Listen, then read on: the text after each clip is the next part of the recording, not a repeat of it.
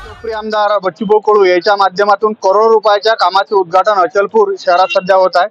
अचलपूर शहर जर सध्या म्हणसाल तर विविध प्रकारच्या समस्यांना सध्या आता ते समस्याला तोंड देऊन राहिलं, पण बच्चूभाऊच्या माध्यमातून विविध कामाचं या ठिकाणी उद्घाटन होतं। आता बच्चूभाऊ जर म्हटले तर अचलपूर तालुक्यातला आणि अचलपूरच्या प्रत्येक ठिकाणचा जर कोपरा माहित आहे। आता कोणा ठिकाणी किती उद्घाटन होते आणि नेमकं कामाचं स्वरूप तरी आहे काय?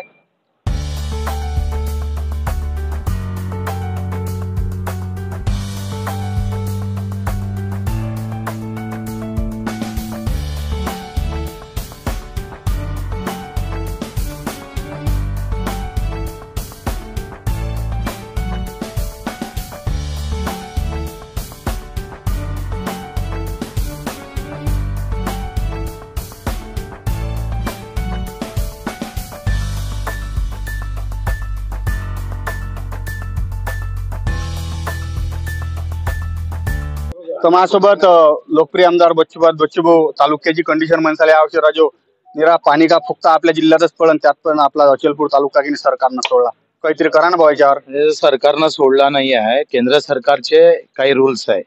जेव्हा एखादा हानी होतं किंवा नुकसान होतं, केंद्राचे स्टँडिंग शासन निर्णय आहे, त्यामध्ये काय म्हटलं आहे का 65 mm च्या वरती जिथं पाऊस पडन ते अतिवृष्टी, 65च्या 24% खाली जरी पडलं तरी ते अतिवृष्टीमध्ये येत नाही। आपण विधानसभेमध्ये माझं भाषण लागन तर ऐकून घ्या। सभागृहामध्ये सुद्धा मुख्यमंत्री महोदयांना सगळ्यांच्या लक्षात आणून दिलं का 65च्या ऐवजी 64 mm पडलं तर मग काय करायचं, त्यानं काय मरावं तिथं।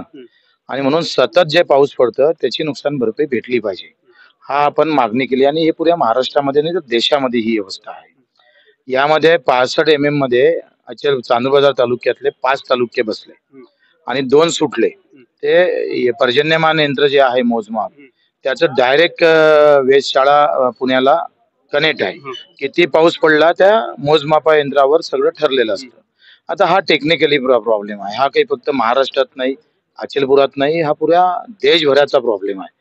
आपण तेच म्हटलं होतं का पर्जन्यमान जे मोजाचे तुमचे तंत्र आहे, टेक्निक आहे, हे सगळे चुकीचे आहे। चुकीच्या पद्धतीमुळे लोकांना नुकसान भरपाई भेटत नाही। हा पूर्ण शासन निर्णय धोरणच बदलावं लागेल, त्यातला कायदा बदलण्याची गरज आहे। त्याच्यानं लोक असं म्हणतात का बाबा अचलपूर सोडला आणि चांदूर बाजार घेतलं, याला काही अर्थ नाही आहे। कारण एकूण चांदूर बाजारातले 2 मंडळ सुटले, तिथे लोकांना आपण आंदोलन केले, पण त्याच्यात आम्हाला बदनाम करण्याचा प्रयत्न केला।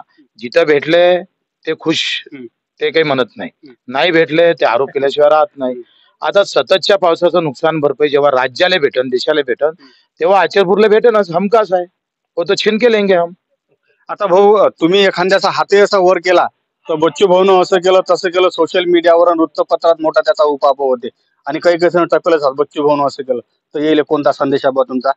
काय झालंय, 20 वर्षापासून जनता आमच्या सोबत आहे। ते मतं मारत आली, आम्हाला सहकार्य करत आली, आशीर्वाद देत आली, आणि बगर पक्षाची, बगर जातीची, धर्माची, पंथ नाही, झेंडा नाही, झेंड्याचा रंग पण नाही। आणि आता जे कामाचा सपाटा सुरू केला त्याच्यानं पोटात तर गोळे येणारच आहे। ते दुखणं सुरू झालं, घरी बसून राजकारण बच्चू कडूमुळे संपलेलं आहे। त्याच्यानं काही इश्यू करायचे, काही न करता कुठेतरी बदलामीचं कसं आहे, एखादं झाड लावणं बातमी नाही होत, झाड तोडण्याची बातमी होते, आणि हेच विरोधकांना हेरलं आहे। कसं आहे, एखाद्याला वाचवलं, बच्चू कडूनं 100 वेळा रक्तदान केलं, याचं ब्रेकिंग न्यूज झाली का? नाही झाली। कानपटीत मारले नाही तरी ब्रेकिंग न्यूज झाली, हेच दुर्दैव आहे देशाचं। माजी राज्यमंत्री बच्चूभाऊ कडू याच्या माध्यमातून अचलपूर शहरात लय ठिकाणी कामा चालवला झपाटा। एक तर कसं आहे, लय दिवस झालं या मिल कॉलनी परिसरात काम जवळपास 2 कोटी रुपयाचे काम या ठिकाणी होणार आहेत। बच्चूभाऊ मी सहज विचारलं, मी म्हटलं बच्चूभाऊ तुम्ही उलची काही गोष्ट केली की लोक राहू त्याचा राईचा डोंगर करतात, येईल तुमचा संदेश काय? तर बच्चूभाऊनं मला सांगितलं की ते काही कामधंदे नाही आहेत म्हणे, घरात बसून राजकारण शिजत नाही, त्यासाठी रस्त्यावर उतरा की म्या न केलेल्या गोष्टीची बातमी होत असेल म्हणजे विरोधकाले काहीतरी धसका बसला। गेल्या 20 वर्षापासून म्हणते मी लय कामं केले, लोकांचं रक्तदान केलं, याची कमीत कमी बातमी होती, पण उलचक केलं तर त्याचा मोठा उपापोह करतात। हे बातमी खरी, जे काय बोलले ते बच्चूभाऊ बोलले, मा काम आहे फक्त बातमी द्यायचं।